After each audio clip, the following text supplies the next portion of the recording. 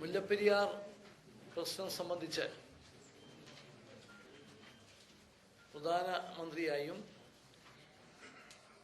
Water resources മന്ത്രിയായും ഞാൻ സംസാരിച്ചു.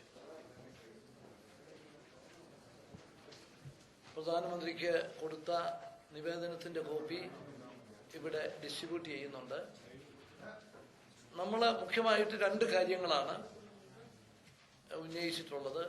ഒന്ന്, അടിയന്തരമായി 136 അടി ജലനിരപ്പ് 120 കുറയ്ക്കണം. പുതിയ ഡാം പണിയുന്നതിന് ഉള്ള അനുമതി വേണം.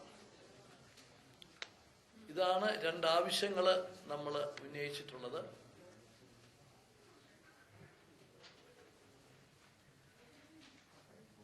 തമിഴ്നാടിന് വെള്ളം കൊടുക്കുന്ന കാര്യത്തിൽ കേരളത്തിന് ഒരു റിസർവേഷനും ഇല്ല.